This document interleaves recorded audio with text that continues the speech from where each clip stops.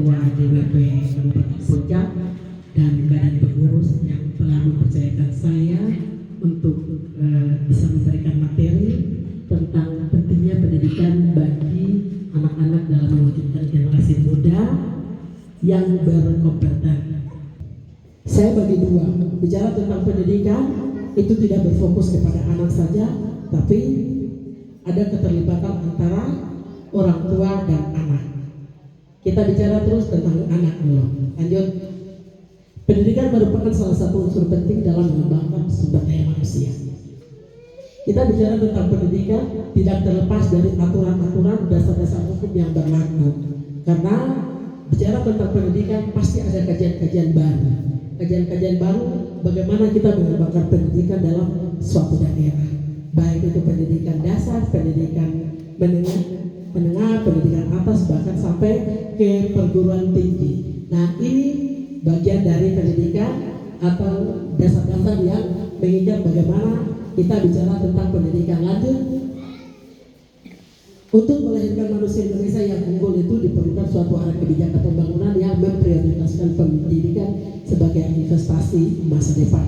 Saya tidak lanjut, tapi saya mau sampaikan kepada ibu-ibu semua bahwa pendidikan kalau kita jadikan itu sebagai investasi, maka investasi itu hanya kita yang miliki. Saya mau tanya dulu ibu-ibu di sini, siapa tahu investasi itu apa? Tabungan. Kalau bicara tabungan pasti ibu-ibu bilang begini, tabungan itu pasti uang saja yang tersimpan di bank sana. Ya toh? Pasti bilang aku punya tabungan berapa banyak, ya? Bicara tabungan pasti bicara uang. Tapi kalau saya tidak pernah berpikir bicara uang tuh bicara tabungan tuh bicara uang. Kalau kita bicara uang kita bicara tentang pendidikan.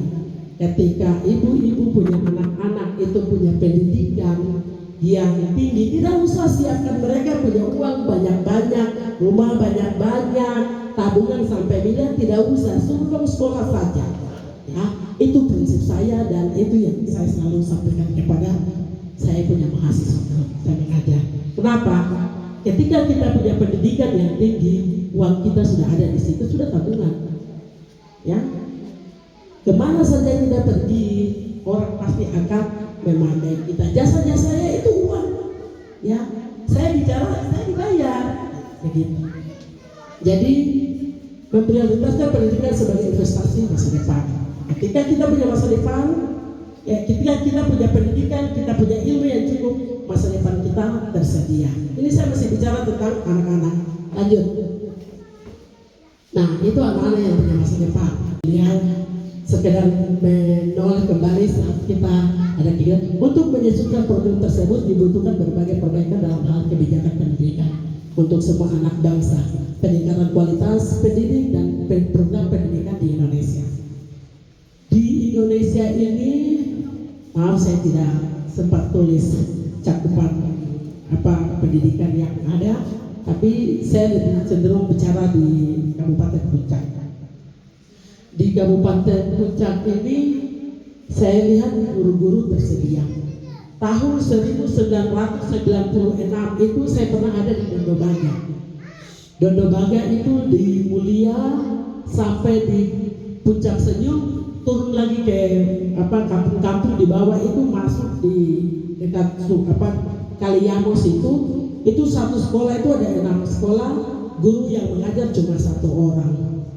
Setelah saya tanya guru itu, ternyata dia bukan guru, dia mantri, tapi dia mengajar di situ.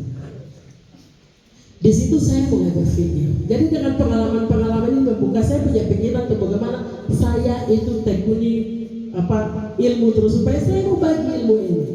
Saya lihat di situ. Dari situ saya sudah punya catatan bahwa pasti ke depan kami punya anak-anak di pedalaman ini tidak bisa dapat pendidikan yang baik. Ya. Nah, itu salah satu persoalan yang terjadi. Kerjasama antara orang tua, guru, dan pemerintah itu sangat efektif untuk membangun pendidikan. Lanjut. Ya, kemajuan suatu bangsa ditandai dengan majunya kesempatan memperoleh pendidikan. Lanjut. Ya. Untuk melahirkan manusia unggul itu diperlukan suatu arah kerja pembangunan yang memprioritaskan pendidikan sebagai investasi masa depan. Sebagai investasi masa depan bangsa, maka pendidikan harus dimulai sejak anak usia dini, berkelanjutan. Kalau kita bicara tadi tentang pendidikan, bicara lagi kepada mama-mama dorang, tadi Ibu Ketua DWP bilang peran utama seorang ibu ketika anak itu ada di rumah, maka ibulah yang punya peran untuk bisa mendampingi, membimbing anak. Pengetahuan yang harus dimiliki lebih banyak kepada ibu-ibu atau kepada anak-anak?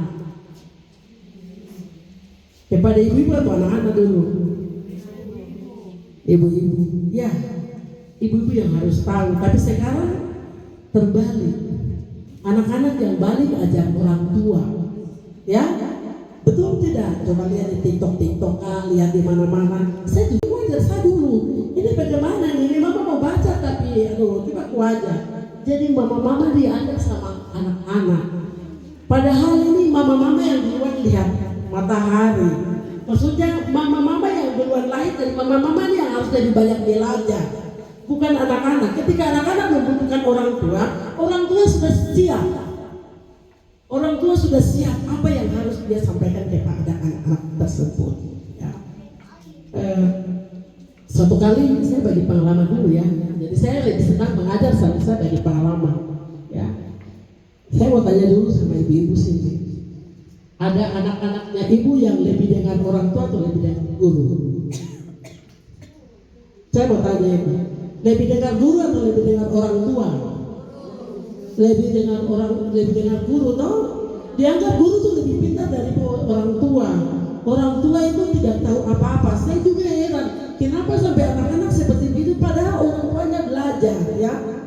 Ini saya mau bagi pengalaman ya. Saya tidak mau ambil pengalaman dari orang lain. Saya lebih suka bagi pengalaman saya. Saya punya anak itu dulu baru masuk sekolah, masih belum cukup 6 tahun masuk sekolah.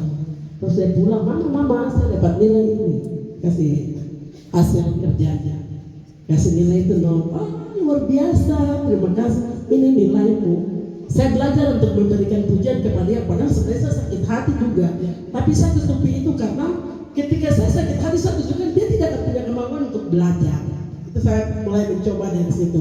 Kemudian suatu waktu dia katakan sama saya begini, mama saya tidak mau masuk sekolah, saya mau pindah ke sekolah baru. Kenapa kamu mau pindah ke sekolah baru? Saya tidak mau, dia punya guru jahat. Begitu. Jadi saya coba pendekatan kepada guru. Saya buat pendekatan pribadi. Karena saya tahu perkembangan anak saya hanya bisa kontrol selama di rumah. Tapi di sekolah itu kami tidak bisa kontrol mereka. Dan semua halnya memang ada di sekolah. Saya coba tanya sama guru. Gurunya bilang, anaknya begini-begini. Iya, sudah. Saya pulang. Bagaimana caranya supaya anak ini saya bisa kasih pemahaman, tidak usah pindah, takut dia.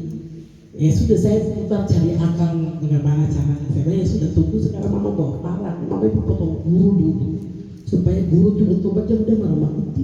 Tidak mama, saya salah. Jadi kita mau mengajar mereka untuk bisa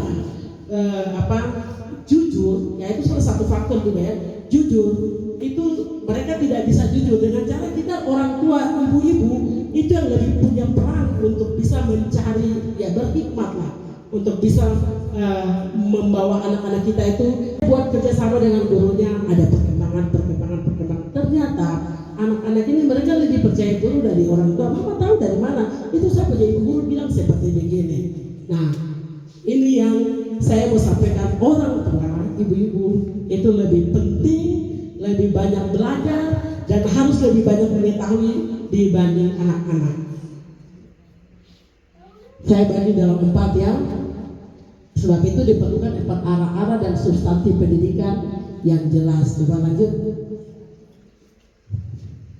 Ya, arah dan substansi pendidikan. Masa depan bagi masyarakat suatu bangsa tidak hanya sekedar dinikmati dan didapatkan dalam kesempatan ala kadarnya untuk bisa baca, tulis, hitung sebagai suatu pemerataan. Jadi belajar itu kita tidak harus belajar untuk memberikan dia bisa tahu tulis, terus hitung dan lain sebagainya. Tetapi banyak hal yang harus kita berikan kepada anak-anak untuk mereka bisa belajar, termasuk belajar tentang internet.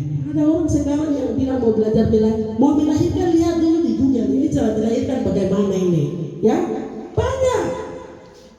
Mau masak, belajar dulu, lihat di Google. Padahal ibunya itu pintar masak di rumah, tapi anakku belajar di Google. Ya, nah ini pendidikan yang harus kita mesti terapkan di dalam rumah tangga mulai dari rumah, sehingga ketika mereka dewasa, anak-anak itu mereka sudah tahu apa yang mereka harus kerjakan. Lanjut, keunggulan manusia sebagai investasi masa depan ini tadi saya sudah cerita sedikit bagaimana kita menginvestasikan pendidikan, ilmu itu sebagai tabungan kita di masa depan. Lanjut, pendidikan memiliki nilai ekonomis yang dapat dilihat sebagai tenaga kerja yang dapat menyumbang devisa negara. Sekarang kalau pendidikan anak kita terbatas, negara mau membutuhkan mereka atau tidak? Memakai tenaga mereka atau tidak? Menggunakan mereka atau tidak? Ya, kembali kepada pendidikan. Ya, kalau pendidikan terbatas, tidak bisa dipakai, tidak bisa digunakan. Tidak apa-apa, nanti kerja dulu baru kami belajar. Tidak. Kalau saya tidak, belajar dulu baru kerja, supaya siap dipakai. Itu sistem dan itu aturan. Karena waktu sekarang tuh waktu perlombaan untuk kita maju, bukan kita tetap jalan terus jalan di tempat atau jalan terus kita mundur. Tetapi kita belajar untuk maju seperti kura-kura. Kura-kura tidak pernah mundur. Sekalipun dia berjalan itu merangkak, tetapi dia bisa mencapai. Kita harus belajar dan belajar dan belajar terus. Orang tua punya kewajiban untuk tetap mendidik, mengarahkan sampai anak itu bisa berhasil. Keberhasilan anak, saya kutip tadi Ibu Ketua DWP bilang, nanti waktu anak berhasil, Bapak dan Pak itu anak saya, itu anak saya. Ya. Jadi ketika anak-anak berhasil, saya buat ada lagi dulu. Ya. Ketika anak-anak berhasil, yang dinyatakan keberhasilan itu orang tua atau anaknya. Ya. Ketika anak-anak menduduki suatu jabatan, orang tua yang berhasil atau anak-anaknya? Orang tua. Berarti peran orang tua lebih penting daripada peran orang lain. Ya, orang tua itu punya peran ganda, ya, bukan bapak saja. Mama itu paling punya peranan paling banyak. Kenapa mama yang jadi sasaran ya? Kenapa mama yang jadi korban ya? Kenapa mama atau ibu-ibu itu ada yang selalu dikatakan mereka yang punya peranan? Ya, karena anak itu hidup satu nafas dengan ibu, dengan orang tua. Ya. Ketika di dalam kandungan, dia menggunakan nafas dari orang tuanya, dari mamanya. Makanya kalau di luar negeri, ibu-ibu hamil itu diajak ngobrol, anak masih di dalam kandungan, itu sudah dilatih untuk berbicara, dikasih dengar musik, dikasih ya segala macam supaya mulai pembentukan jadi karakter dan semua gizinya itu semua mulai dari dalam perut. Masalah gizinya ada dokter, kalau pembentukan karakter ada ibu pendeta. Kalau bicara tentang pendidikan, saya pikir ibu semua punya pengalaman. Lanjut. Ya, rendahnya pemahaman konsep tentang pendidikan sebagai investasi masa depan yang menjadikan manusia sebagai bahan unggul dalam investasi itu menjadi ciri para pejabat negara sejak dari pusat hingga daerah. Ini masalah. Kita bicara pendidikan sampai mau ke profesor, tapi kalau tidak didukung maka pendidikan itu kita anggap tidak berhasil. Lanjut. Redesain pendidikan di Indonesia. Apa itu redesain pendidikan? Perlunya ya dalam menghadapi global maka perlu adanya redesain pendidikan. Redesain pendidikan itu adalah adanya pendidikan ulang, penambahan. Jadi kalau misalnya saya macam ada rasa kurang-kurang begitu. Jadi anak-anak yang kita didik, yang kita bina, Kita tidak boleh membatasi pendidikan mereka hanya di satu bidang. Ya. Kalau satu bidang, sekarang kalau mau sekolah SD, SMP, SMA, SD, SMP itu masih pendidikan umum, tapi sudah SMA mulai ada terbagi-bagi. Ada bidang IPA, ada sosial, ada bahasa, dan lain sebagainya. Ya, bahkan sampai ke perguruan tinggi disesuaikan dengan jurusannya. Apa yang dibutuhkan oleh anak itu atau pilihan yang dibutuhkan oleh anak itu disesuaikan dengan apa yang dia hendaki. Nah, itu kita desain pendidikan lagi sehingga pendidikan itu lebih bermutu. Kalau kita bicara di sini, memang pendidikan di puncak ini saya tidak bisa hitung, ya. Kita bicara saja secara keseluruhan saja untuk Papua Tengah.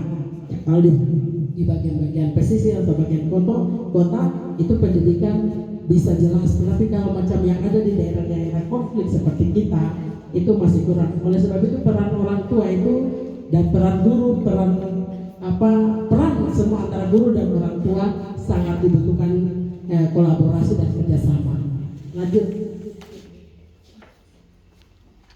pendidikan itu disiapkan untuk semua anak bangsa, yang di kota, yang di kampung-kampung, yang ada di pesisir-pesisir, semua disiapkan untuk dinikmati. Lanjut. Nah, dengan mempersiapkan dan berinovasi, berkreatif atau inovatif dan beradaptif. Coba apa itu berinovasi? Berinovasi adalah mewujudkan generasi yang mampu berkreasi, mengembangkan ide-ide baru dan menemukan cara-cara baru untuk memandang masalah menjadi peluang. Sekarang itu banyak pelatihan-pelatihan yang dilakukan oleh pemerintah. Banyak pelatihan-pelatihan yang dilakukan oleh organisasi-organisasi. Banyak pelatihan-pelatihan atau program-program kegiatan yang dilakukan oleh LSM dan banyak hal yang dilakukan. Tetapi apakah sumber daya manusianya sudah siap atau belum? Kalau berinovasi berarti ada hal-hal baru yang kita siapkan, kita buat. Saya coba memberikan beberapa pelatihan di Nabire sama di situ ada kegiatan-kegiatan bagaimana kita berinovasi, noken-noken atau produk-produk